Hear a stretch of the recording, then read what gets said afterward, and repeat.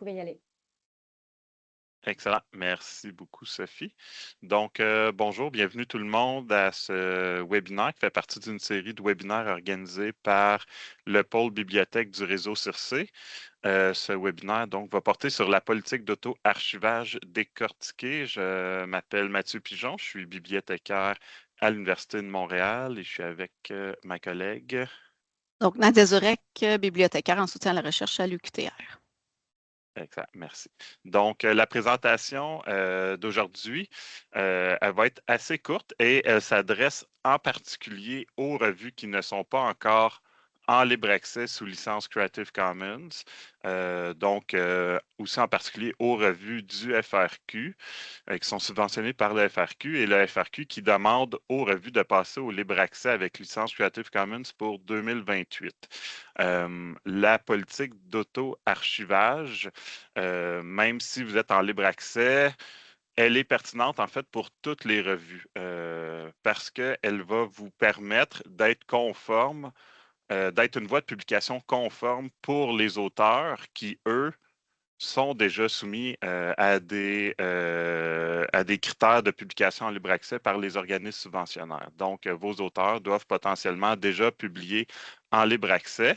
Et donc, la politique, elle est bonne pour tout le monde. Mais la présentation est vraiment axée sur les revues qui sont encore en accès restreint et qui vont passer au libre accès seulement en 2028 et pour lesquels adopter une politique d'auto-archivage maintenant va leur permettre de s'aligner sur les politiques de libre accès auxquelles les auteurs doivent se soumettre.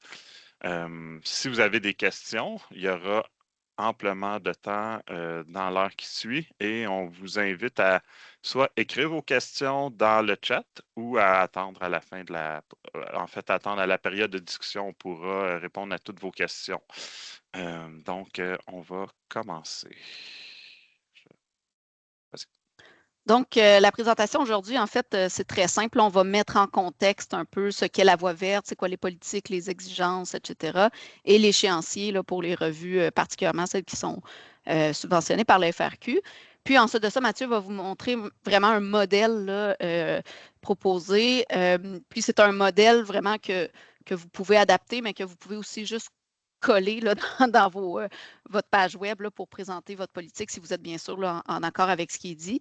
Mais donc, c'est vraiment à vous ce modèle-là. Puis voilà, ben juste, je ne sais pas si Mathieu, tu voulais le préciser plus tard, là, mais on va, après la présentation, donc les informations, le webinaire et le plan de la présentation, le document de présentation, ainsi que le modèle va être déposé là, sur le site du réseau Circé. Là, donc, vous pourrez vous référer. Vous pouvez aussi, il y a certaines personnes qui ne peuvent pas nécessairement être disponibles au webinaire, là, donc vous pourrez leur envoyer le lien pour qu'ils puissent consulter le tout par après. Vous remarquerez aussi que dans la présentation d'aujourd'hui, on ne va pas se pencher sur les critères du DOAJ nécessairement. Donc, c'est vraiment un peu à part, là, si on veut. Donc, voilà. C'est quand même une très bonne pratique d'avoir une politique de libre accès claire. Donc, une petite mise en contexte. On commence par voir un peu c'est quoi les politiques de libre accès. Donc, je vous rappelle que ça, c'est par rapport aux auteurs. Donc, les auteurs qui sont subventionnés, qui ont eu des octrois là, des différents organismes subventionnaires doivent remplir des exigences de libre accès. Donc, les auteurs qui publient dans vos revues, si on regarde, là, ça dépend de quelle subvention, de quel organisme ils ont eu leur subvention, mais si on regarde un peu le portrait, l'écosystème de la politique en libre accès des différents organismes, on a celle des trois conseils, donc CRSH, CRSC et CRSNG. Ils ont une politique qui date de 2015, donc ça date un peu. Là, il y a une révision qui est annoncée pour 2026. Ça risque d'être un peu plus restreignant, mais pour l'instant, ceux qui ont eu une subvention de ces trois organismes-là doivent rendre accessibles publiquement les résultats de la recherche dans les 12 mois après leur publication. Donc, il y a un embargo de 12 mois. Cela dit, la publication doit être accessible. Depuis 2022, les fonds de recherche du Québec, pour leur part, ont révisé leur politique en 2022, en fait, et ils demandent à ce que les résultats de la recherche soient accessibles gratuitement immédiatement au moment de leur publication, soit sous licence CC BY ou CC BY ND ou autre licence équivalente aussi. Donc, il faut vraiment que ce soit au moment de la publication que le contenu final doit être rendu accessible publiquement. Donc, pas nécessairement la version finale, et c'est là-dessus que la petite nuance est intéressante. Je vais vous en parler plus tard. C'est justement l'idée d'auto-archivage, en fait. Et du côté des institutions, il y a des exigences et des politiques différentes selon les institutions. Il y a des différents niveaux de services offerts aussi par rapport aux dépôts institutionnels. Donc, certaines institutions vont, par exemple, déposer à la place du chercheur. D'autres institutions vont demander aux chercheurs de déposer dans leur dépôt, et parfois, ils sont tenus de déposer une version de leur article dans le dépôt institutionnel aussi. Donc, ça varie d'une institution à l'autre. Vous, en tant que revue, évidemment, il faut que vous teniez compte de cet éventail d'exigences-là auxquelles sont soumises les auteurs. Donc, tu peux changer de slide. Ah oui, il y a aussi l'idée que les auteurs européens aussi sont soumis à d'autres exigences de libre accès. Donc, si votre revue attire aussi des chercheurs européens, c'est un peu le même principe. Donc, c'est quoi la voie verte, l'auto-archivage, ou en quelque sorte, comment les auteurs peuvent répondre à ces exigences-là des différents organismes? En fait, c'est ce qu'on appelle là, la voie verte, c'est qu'en fait, si au moment de la publication, donc quand l'aspect article publié, les résultats de la recherche sont rendus disponibles, par exemple, dans une revue avec abonnement, à ce moment-là, comme ça ne répond pas aux exigences de libre accès. Par contre, si le chercheur décide de déposer une version de son article, donc qui a été révisée par les pairs, dans le dépôt institutionnel ou un dépôt disciplinaire, à ce moment-là, ça répond aux exigences des organismes subventionnaires. Pour répondre aux exigences des organismes subventionnaires, évidemment, de publier dans une revue en libre accès, ça y répond également. Mais ce principe-là de dire qu'on publie dans une revue avec abonnement ou avec embargo, là, et qu'on va quand même déposer une version de l'article dans le dépôt institutionnel, c'est ce qu'on appelle le principe d'auto-archivage, et c'est ce qui répond aux exigences des organismes. Donc, ça permet, en fait, une fois qu'on a déposé, que le chercheur a déposé une version de son article dans le dépôt institutionnel, ça permet en fait que ce soit disponible gratuitement, le contenu de l'article soit disponible gratuitement à tous. Donc, ça permet justement, ça favorise là, le libre accès, la science ouverte et tout ça. Donc, ça permet de rendre accessibles les résultats de la recherche financée par les fonds publics. Voilà. Donc, je dirais, Oui, moi, vas-y, tu m'avais donné le droit d'intervenir. Oui. Dans le contexte des revues subventionnées par le FRQ, ce que ça fait, c'est que ça vous permet de rester une revue sous abonnement, puis de faire votre transition vers le libre accès plus lentement, d'y aller vraiment avec la date limite de 2028, mais de permettre aux auteurs de diffuser déjà en libre accès. Donc, c'est vraiment un outil pour vous aider à être conforme, une voie de conformité pour les auteurs. Voilà. Donc, pour revenir un peu sur le dépôt institutionnel, évidemment, comme je disais, les dépôts institutionnels sont un peu similaires partout, mais le niveau de service auprès des auteurs va changer d'une institution à l'autre. Mais en général, c'est pas mal la même chose, c'est-à-dire que le dépôt institutionnel, on veut que ce soit populé par les articles. Ça permet à l'institution d'avoir un espèce de portrait, un recensement des publications qui ont été faites au sein de leur établissement. Ce qui est intéressant aussi, c'est qu'il y a un moissonnage dans Google Scholar, c'est-à-dire que si quelqu'un, un lecteur, cherche le titre de la revue, le titre de l'article ou des mots-clés, peu importe, et veut trouver un article d'un auteur, dans Google Scholar, on voit, comme on voit sur la saisie d'écran, c'est-à-dire qu'on peut voir les 4 versions d'un seul et même article. Donc, Google Scholar va agréger les informations sous une seule entrée pour un même article. Donc, il va y avoir dans les 4 versions, par exemple, une version déposée sur un dépôt institutionnel, la version officielle dans la revue, etc. Donc, s'il y a eu d'autres dépôts ailleurs aussi. Donc, c'est vraiment une certaine version de l'article qui est déposée. Par exemple, dans la plupart des cas, ce que les versions qui sont acceptées dans les dépôts institutionnels, c'est vraiment la version révisée par les pairs, donc ce qu'on appelle le post-print ou la post-publication ou le manuscrit accepté. Bref, c'est tout. On va en discuter un peu plus clairement là, dans la politique d'auto-archivage, mais en gros, c'est une version vraiment où les modifications, les commentaires des réviseurs ont été pris en compte et que les modifications sont là.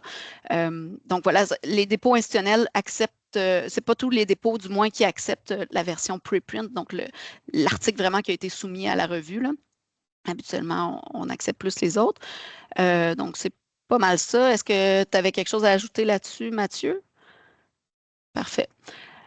Pourquoi se doter d'une politique d'auto-archivage? Donc, on en a un peu parlé, mais en fait, c'est que ça clarifie le processus là, pour les chercheurs. Donc, qu'est-ce que le chercheur a le droit de faire? Ça identifie les modalités dans lesquelles ils peuvent déposer leur article. Donc, des fois, il y a certaines contraintes ou peu importe. Donc là, ils peuvent savoir clairement, OK, je peux déposer dans mon dépôt institutionnel ou dans un dépôt disciplinaire. Parfois, c'est le personnel des bibliothèques aussi qui va faire cette vérification-là. Donc, ça permet de vraiment clarifier le tout pour tout le monde. Du côté des revues, donc, ça va vous permettre d'attirer les chercheurs qui doivent se soumettre aux exigences. J'en ai parlé tout à l'heure, les exigences, il y en a quand même plusieurs. Donc, peu importe d'où viennent les chercheurs, ils vont pas. Ils vont pas se dire, bon, ben, cette revue-là, la politique n'est pas très claire sur ce que je peux faire, donc je ne vais pas la prendre. Ça va vraiment vous permettre de dire, d'identifier clairement les informations, puis comme ça va attirer les chercheurs qui peuvent ou qui doivent se soumettre à certaines exigences. Donc, ça va retarder le plus possible votre passage au libre accès si vous en avez besoin, c'est-à-dire que vous allez pouvoir conserver vos revenus d'abonnement jusqu'au moment où vous allez être prêt à passer au libre accès. Et au moment où vous allez passer au libre accès, évidemment, il faut être prêt. Donc, ça compte une multitude de choses, c'est-à-dire bien connaître les Creative Commons, avoir une entente avec les auteurs très claire, etc., mettre à jour son site web, tout ça. Donc, vous allez pouvoir prendre le temps d'être vraiment prêt pour votre passage au libre accès avant de faire le saut.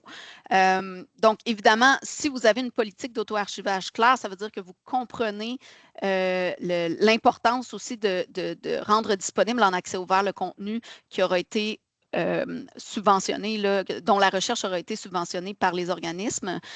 Donc, ça fait preuve d'une ouverture envers le libre accès.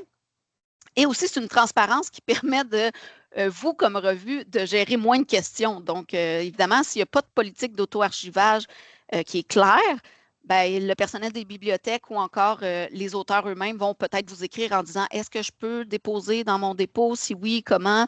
Etc. Donc là, en ayant quelque chose de clair, ça évite que vous ayez trop de questions dans votre boîte courriel par rapport à ça. Aussi, une fois que vous allez déterminer là, vraiment les modalités claires d'auto-archivage, vous pouvez être référencé dans des outils comme le Journal Checker Tool ou le Open Policy Finder. Ça, c'est des outils en fait qui recensent justement les politiques de dépôt qu'on appelle ou d'auto-archivage des différentes revues. Le Journal Checker Tool, contrairement à Open Policy Finder, c'est plutôt un outil qui va être utilisé par les auteurs pour choisir leur revue dans laquelle publier. Donc, c'est un outil qui permet aux auteurs donc d'écrire leurs organismes subventionnaires et justement de vérifier en fait si la revue est conforme aux différentes exigences de leur organisme subventionnaire. Donc, si vous êtes là-dedans, c'est un autre outil là, qui permet d'avoir un peu plus de visibilité. Puis donc, vous allez si votre politique est claire, vous allez pouvoir être référencé là-dedans. Vous avez simplement à contacter votre bibliothécaire là, en soutien aux revues là, pour être ajouté au Journal Checker Tool. Et potentiellement, là, le pôle revue va s'occuper aussi du référencement dans le Open Policy Finder. Mais bref, ce sont des outils quand même intéressants. Mais pour y être intégré, il faut avoir une politique d'auto-archivage claire. Donc, un petit rappel de l'échéancier. Donc, selon la feuille de route, là, ce qui est recommandé vraiment, c'est d'ici la fin 2026 de s'être doté d'une politique d'auto-archivage. Cela dit, si vous le faites avant, tant mieux. Ça va simplifier les choses pour les auteurs, pour ou le personnel des bibliothèques qui fait l'auto-archivage. D'ailleurs, on parle de politique d'auto-archivage, mais il y a aussi le terme politique de dépôt qui peut être associé à ça, ou ça peut faire partie d'une politique de libre accès en général aussi, là, donc juste à titre informatif. Et donc, on le rappelle, l'exigence du FRQ, c'est vraiment pour pouvoir éventuellement là, poser la candidature dans les normes au DOAJ. La date maximale pour se conformer au libre accès à 100 %, c'est vraiment le 1er janvier 2028. Donc, c'est un rappel de tout ça. Donc, voilà, je vais passer la parole à Mathieu qui va vous expliquer un peu plus le modèle en particulier. Merci beaucoup. Encore une fois, mise en contexte, c'est vraiment un modèle de politique qui est rédigé pour répondre spécifiquement aux exigences de publication en libre accès du FRQ qui impose aux auteurs.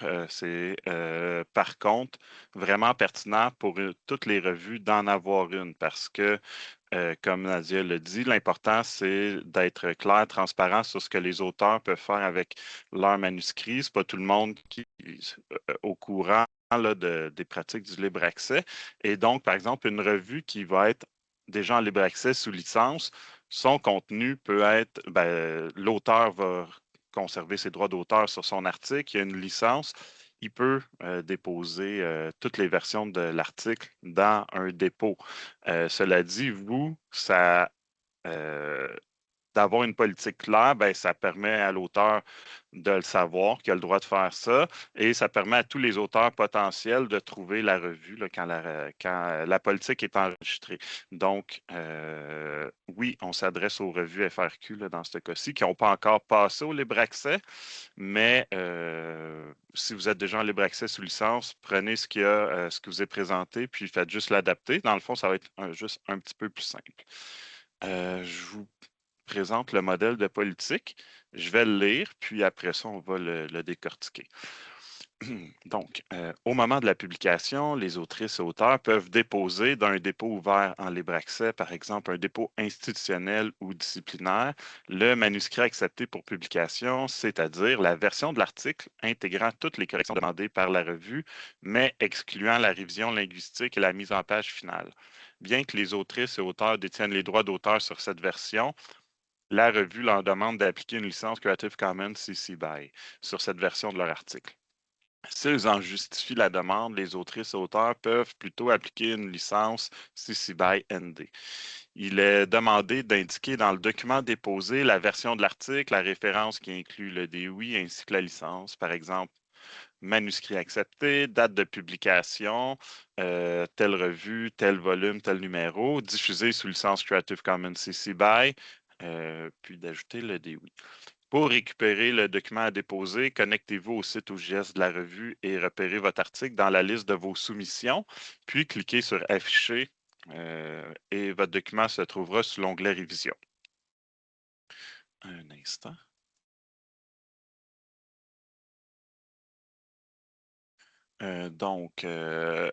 On va décortiquer la politique. Au moment de la publication, le FRQ, je pense que c'est important de le préciser dans la politique, le FRQ demande que l'article soit disponible en libre accès immédiat dès la publication de l'article. Donc, on va venir le spécifier. Ensuite, les auteurs peuvent déposer d'un dépôt ouvert en libre accès, par exemple un dépôt institutionnel ou disciplinaire. C'est vraiment ces deux types de dépôts que le FRQ recommande.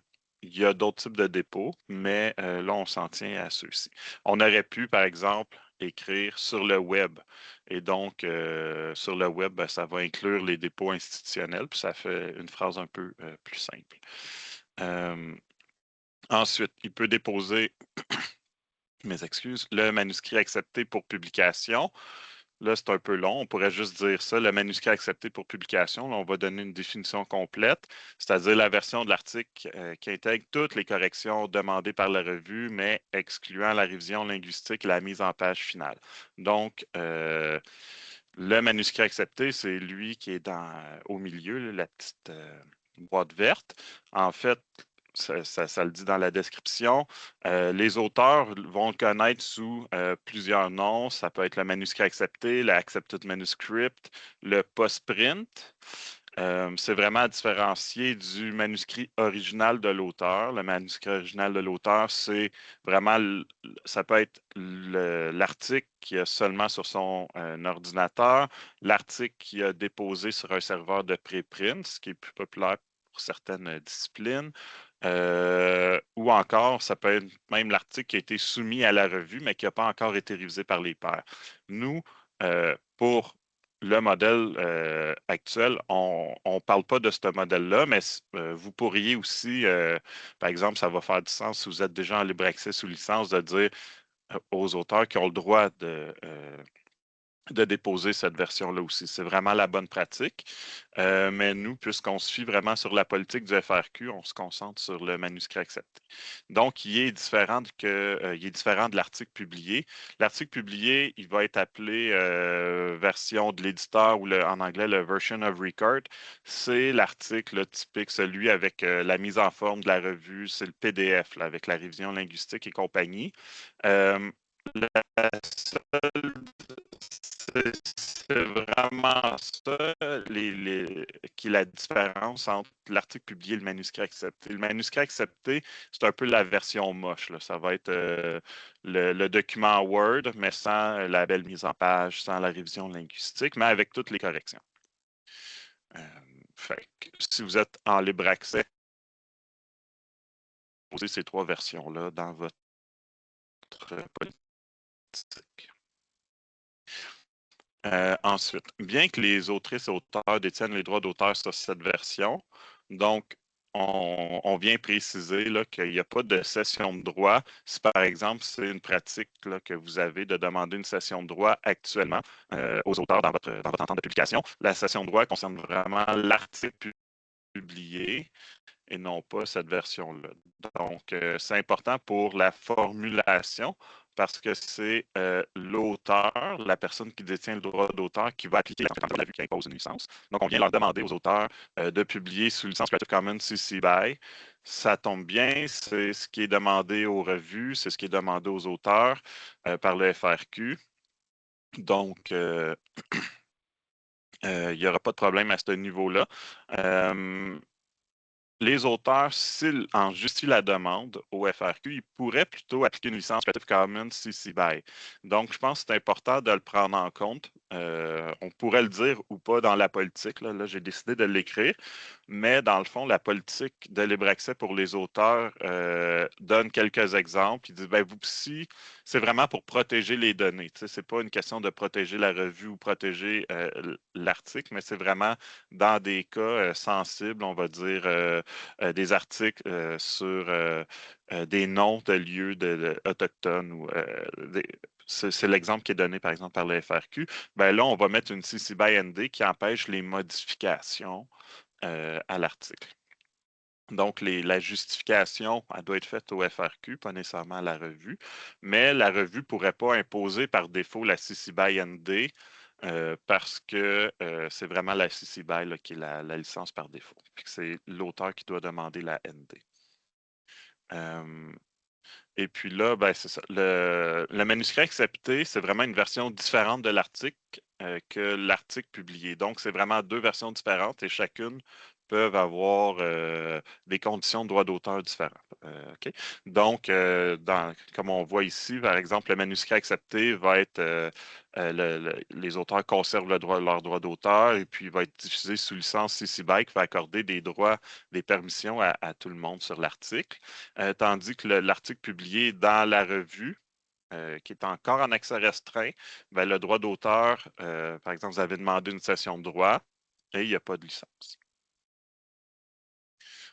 Ensuite, ça, c'est pas non plus demandé par c'est pas demandé par le FRQ, c'est plus demandé par institutions de recherche, par exemple les équipes des dépôts, mais pour vous, c'est une bonne pratique à avoir parce que ça va permettre de citer la revue.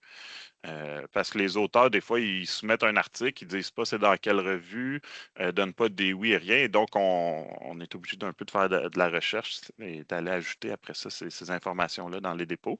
Donc, ici, on va demander 4 choses. La version, la référence complète de l'article, la licence sous laquelle c'est publié et un lien. Ici, c'est le DOI. Donc, et finalement, ça non plus, ce n'est pas demandé par le FRQ, mais c'est à votre bénéfice d'être clair sur comment l'auteur peut récupérer son document, parce qu'il n'y aura pas nécessairement le réflexe d'en faire une copie. Et s'il fait une copie du document, est-ce qu'il y a vraiment la bonne version de l'article ou il a fait une copie un peu d'une version intermédiaire avec le suivi des modifications et tout ça? Donc, vous, en disant comment récupérer le document, ben, vous vous assurez qu'il récupère la version que vous voulez qu'il récupère et qu'il dépose. C'est sûr, ça vient avec un peu plus de travail, c'est-à-dire de rendre disponible la version, s'assurer. Par exemple, dans ce cas-ci, c'est sur OJS, mais si vous n'utilisez pas OJS, l'instruction pourrait seulement être de dire on va vous le transmettre par courriel, écrivez-nous, etc. Mais donc, vous assurez qu'il y a vraiment la bonne version à déposer. Parce que des fois, les auteurs vont déposer l'article publié, puis ce n'est pas ce que vous demandez dans votre politique. Donc, voilà. C'est tout pour la politique. Si vous avez des questions, euh, on pourra en parler pendant la période de discussion. En terminant, donc, tantôt Nadia l'a mentionné, c'est aussi important d'enregistrer la politique. Donc, avoir une politique, c'est vraiment juste une partie, c'est une grosse partie, mais si la politique n'est pas enregistrée nulle part, ben, c'est comme si votre revue n'existait pas. Pour les auteurs qui ne connaissent pas la revue puis qui cherchent un endroit où publier. Donc, Journal Checker Tool, Open Policy Finder, c'est des outils qui permettent, comme Nadia l'a dit, d'aller trouver des revues qui ont des politiques de libre accès donc d'auto-archivage. Donc, encore une fois, que vous soyez en accès restreint ou en libre accès, c'est quand même très pertinent d'enregistrer sa politique pour être clair et transparent envers tout le monde. Et donc, dans la feuille de route qui avait été publiée par le réseau CIRCE, je crois, début 2025, on recommande de l'indexer, d'envoyer la politique au Journal Checker Tool, qui est l'outil qui a été mis en place par le plan S, donc européen, auquel le FRQ a adhéré. Donc, ils ont la même politique de libre accès. Le Journal Checker Tool, c'est vraiment pour les revues, les articles subventionnés FRQ. Un autre, le Open Policy Finder, qui est anciennement Sherpa Romeo, c'est vraiment beaucoup utilisé dans les bibliothèques pour regarder c'est quoi justement les politiques d'auto-archivage des revues. Donc, vous pouvez travailler avec votre bibliothécaire ou nous contacter là, si vous ne savez pas à qui vous adresser. Rapidement, ça ressemble à ça. Donc, le Journal Checker Tool, vous saisissez le nom de votre revue, votre organisme subventionnaire et votre institution. Ça va vous donner les voies de publication dans cette revue-là. Fait que des fois, d'une revue, par exemple, qui n'aurait pas qui ne serait pas en libre accès, qui n'aurait pas de politique, ça dirait aucune voie de publication n'est disponible. Puis là, vous, ben non, mais moi, je le permets aux auteurs, mais c'est pas écrit nulle part, donc on ne peut pas le savoir. Là, ici, ça vient vraiment dire, ben oui, vous pouvez, puis ça va dire quelque chose comme ça pour cette revue-là. Ben oui, vous pouvez soumettre votre article à la revue, ça va être publié sous CC BY. Puis au moment de la publication, vous avez le droit d'auto-archiver la version finale publiée dans la revue. Au niveau du Open Policy Finder, une interface différente, mais qui dit la même chose. C'est peut-être, je trouve, un peu plus difficile à comprendre parfois. Mais ici, ça vient dire que vous pouvez publier votre version publiée, le version of record, l'article publié par la revue dans un dépôt en libre accès sous licence Creative Commons CC BY. Donc, merci beaucoup. On va passer à la période de questions. N'hésitez pas à parler de ça avec votre bibliothécaire si vous avez des questions. Quand vous allez pour la rédaction de la politique, puis pour son enregistrement, vous pouvez aussi nous contacter ou contacter le réseau Circé. On saura vous rediriger vers les bonnes personnes. Voilà. Je vais arrêter de partager. Je pense qu'il y a eu quelques questions dans le clavardage. Vas-y, je vais prendre une gorgée. Donc, Sophie qui demande combien de temps l'article, le manuscrit accepté est conservé dans OJS d'habitude. Ben, des fois, il n'est juste pas là. En fait, dans OJS, il y a l'auteur qui va soumettre son manuscrit. Le manuscrit va être, après ça, par exemple, anonymisé par l'équipe de la revue, transmis aux évaluateurs. Les évaluateurs, il va y avoir différentes versions de l'article qui va se promener dans OJS selon les pratiques de la revue. Ça pourrait, tout ce que je viens de dire pourrait se faire en dehors d'OJS. Donc, il n'y a pas nécessairement une version manuscrit accepté qui est mise dans OJS. Fait que, si vous faites ça, ça permet de dire d'aller le chercher, puis les auteurs sont autonomes pour aller le chercher. Mais vous, il faut juste vous assurer de mettre la version finale du manuscrit accepté dans OJS sous l'onglet révision. Là, ça ne dit rien aux gens qui n'utilisent pas OJS, mais il y a une différente étapes éditoriales dans OJS. Vous allez dans celle de la révision, vous mettez le manuscrit. Donc, vous pouvez avoir une nomenclature là, bien particulière et claire là, qui dit voici le manuscrit accepté. Les gens vont le télécharger. Donc, il va rester là aussi longtemps que vous ne le supprimez pas. Merci. Il y a une autre question. Donc, comment obtenir le DOI d'un article accepté? Est-ce le même que celui de l'article publié? J'imagine que non. C'est Érudit qui fournit le DOI, mais pas pour les articles acceptés. En fait, la bonne pratique, c'est de ne pas créer un DOI différent pour le manuscrit accepté parce que la version est assez semblable. Ça va être entre la version du manuscrit accepté et la version publiée par la revue. Donc, c'est plutôt des différences cosmétiques qu'il va y avoir.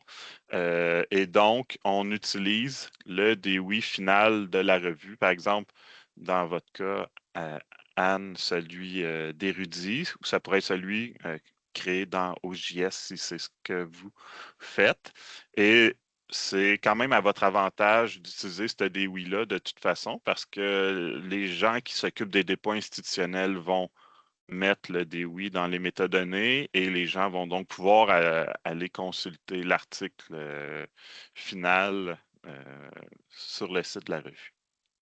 Oui, en fait, donc pour résumer, là, dans la partie de la politique où on parle du DOI, on parle vraiment du DOI de l'article final, en fait, là, pour justement toujours référer à ça.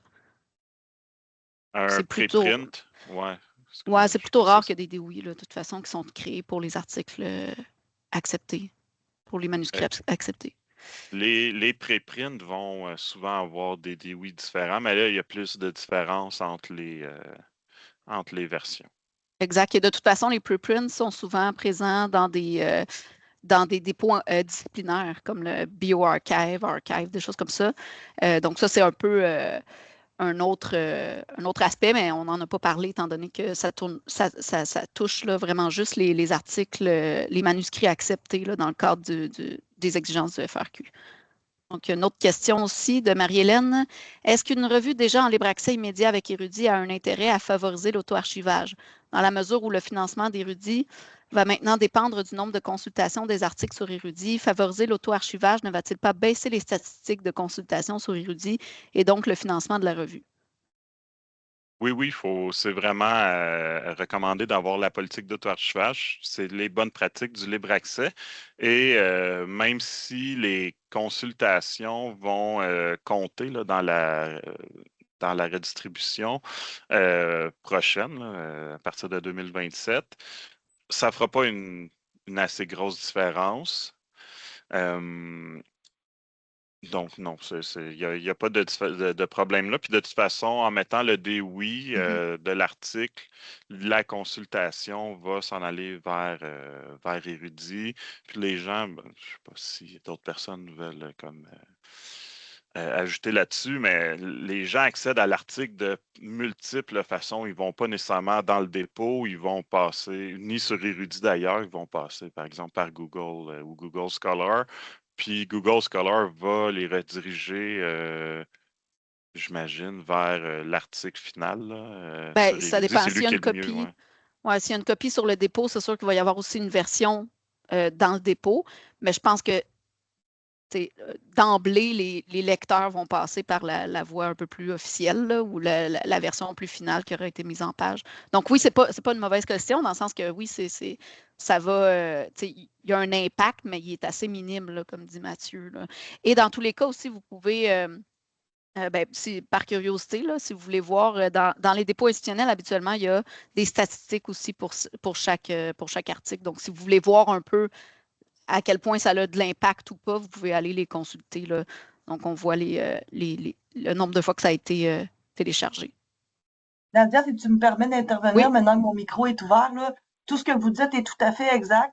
Dans Google Scholar, quand l'usager il va taper le titre de l'article, Google Scholar favorise toujours la version finale de l'éditeur. C'est dans autre version qu'il va avoir c'est un ça. lien vers la version, le préprint qui est déposé dans le dépôt institutionnel. Dans les dépôts, on met toujours le DOI vers la version finale de l'éditeur.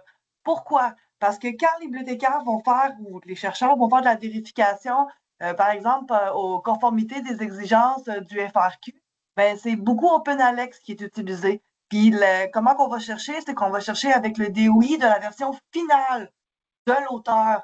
Donc, vous n'avez pas à vous inquiéter, là, il y aura. Moi, j'ai été bibliothécaire de référence pendant 20 ans. Puis si l'étudiant il a le choix entre la version post-print puis la version finale de l'éditeur, c'est sûr qu'il va aller consulter la version finale de l'éditeur s'il y a accès. Donc, je pense que c'est comme une manière de plus de faire découvrir votre article parce que sur le post-print, en tout cas, nous, on met toujours le DOI, le lien, on indique clairement que c'est la version acceptée, puis on met un lien vers la version finale de l'éditeur. Donc, je pense pas que le fait d'avoir une politique d'auto-archivage va avoir un impact important sur les consultations sur Érudit. Peut-être même que ça va faire augmenter les consultations sur Érudit parce que les accès vont peut-être venir d'ailleurs. C'est mon point de vue. Merci beaucoup. Merci, Sophie. Je dirais aussi que c'est pas tout le monde qui a accès à de la littérature scientifique. Ça peut permettre à des gens d'aller trouver votre article plus facilement. Puis, c'est vraiment un outil, la politique d'auto-archivage. Il y a des revues, là, je ne sais pas s'il y en a ici, mais il y en a qui ne sont pas financées par le FRQ, puis qui ne veulent pas passer au libre accès. Votre modèle d'affaires fonctionne bien, mais c'est qu'il y a j'insiste vraiment sur le fait qu'il y a des auteurs qui ont des obligations de publier en libre accès, et notamment les auteurs européens. Si vous avez une bonne base d'auteurs européens, ben peut-être qu'il y en a qui n'ont pas soumis d'article à votre revue parce qu'elle n'est pas jugée conforme, puis eux autres qui ont des redditions de comptes à faire. Donc, d'avoir la politique, c'est pour vous le minimum à faire, puis ça vous permet de ne pas vous faire de fermer de porte à des auteurs. Alors, Puis si je peux me permettre de rajouter que parfois, quand on parle de libre accès, on pense, bon, OK, juste pour se conformer aux exigences des organismes et tout ça, mais il y a où on pense encore aux institutions à l'international qui n'ont pas les moyens de s'abonner à certaines revues, etc., ou à certaines bases de données. Mais c'est plus que ça aussi, c'est des organismes communautaires aussi qui n'ont pas accès à la littérature, des entreprises qui voudraient avoir accès à la littérature, dans le milieu d'éducation, on s'entend, ils n'ont pas tout le temps accès à tout ça. Donc, des fois, c'est vraiment plus proche de nous que ce qu'on pense. Les cégeps aussi, mais la plupart des cégeps sont quand même abonnés à Érudit, là. Mais en général, ça peut avoir une portée plus grande qu'on pense. Donc, de rendre disponible au moins le contenu scientifique à tous ces gens-là, ça a un impact là, vraiment. Là. Est-ce qu'Edith, tu voulais rajouter quelque chose? Non, c'est pas mal la même chose. OK, parfait. On a une question aussi de ouais, Tiensa. J'étais juste d'accord avec toi. J'étais juste parfait. d'accord avec toi. C'est le fun, tout le monde est d'accord. Question. D'après vous, qu'est-ce qui inciterait les revues en transition à choisir la voie diamante? Dans notre contexte, là, des revues institutionnelles, on ne parle pas des revues commerciales, mais il y en a. Là, on pourrait y répondre dans un deuxième temps.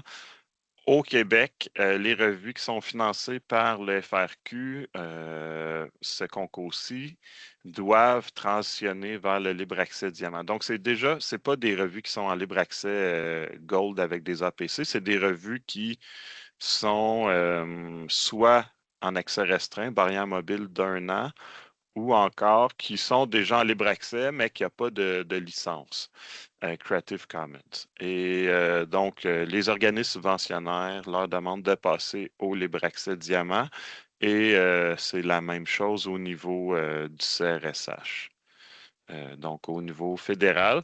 Sinon, pour les revues Gold, il y en a qui passent au libre accès diamant aussi. Là. Il y a tout le temps des cas de revues qui décident de changer pour ce modèle-là. Je pense que c'est une adhésion au principe du libre accès. Là. C'est plus équitable. Absolument. C'est plus équitable, puis c'est plus attirant aussi pour les auteurs. Versus là, des revues qui demandent des frais de traitement d'articles. C'est sûr que c'est moins tentant pour les auteurs de s'y soumettre. Donc, c'est ça, entre autres. Un Donc, bon point de Sophie, hein, si vous voulez. ouais. On peut, je ne sais pas pourquoi les micros sont, on est capable d'activer tout d'un coup pour tout le monde. Là. Si tu peux le faire, Sophie, vas-y. Je voudrais juste, Mathieu, si je peux en renchérir aussi. Il y a des auteurs qui n'en ont pas de financement. Les Absolument. étudiants là, qui veulent publier des articles dans votre revue, là, si vous leur exigez des frais, ces auteurs-là ne pourront pas tout simplement publier dans votre revue. Les étudiants qui ont des bourses, souvent, ils s'en servent pour manger. Donc, ils ne veulent pas payer là, des centaines, voire des milliers de dollars pour publier en libre accès. Ils vont tout simplement choisir une autre revue. Ouais, c'est un milieu complexe. Là. Il peut quand même avoir la volonté de publier dans une revue prestigieuse. Les revues prestigieuses peuvent charger 3, 4, 5, 6 000 d'APC pour publier. Donc, il y a vraiment des revues. Les organismes subventionnaires partout en Occident, ils subventionnent de plus en plus le libre accès, là, soit la voie diamant ou la voie de l'auto-archivage. Pour ces raisons-là. Oui, c'est sûr que la revue va passer au libre accès diamant en étant aussi, en ayant du financement d'ailleurs aussi. Là. Donc, c'est sûr que ça ne se fait pas du jour au lendemain. Donc, il faut avoir mis en place, si on veut, une espèce d'écosystème facilitant là, pour pouvoir survivre là, en tant que revue sans avoir de revenus qui viennent des APC. Là. Donc, moi, je ne vois pas d'autres questions. Je pense qu'on peut terminer ça pas mal maintenant. En fait, on vous conseille de prendre contact avec votre bibliothécaire en soutien aux revues savantes pour discuter de votre cas précisément aussi, puis de peut-être poser d'autres questions là, qui entourent toute cette question-là de la transition vers le libre accès diamant. Donc, voilà. Est-ce que le mot de la fin, Mathieu, est-ce que tu veux préciser quelque chose? Est-ce qu'on a oublié quelque chose à mentionner? Non, je rappellerai juste, on va déposer la présentation, puis sur le site du réseau CIRCE, ça sera communiqué avec vous. On va aussi faire un modèle en version Word avec la politique qui est dans le PowerPoint, mais vous pouvez adapter celle qui est dans le PowerPoint. Le tout est partagé sous licence Creative Commons, mais pas besoin de nous citer là, pour le prendre. Là, quand on va faire le modèle, on va la mettre en CC0, c'est-à-dire vous n'aurez pas besoin de nous citer. Merci beaucoup. Merci. Au revoir.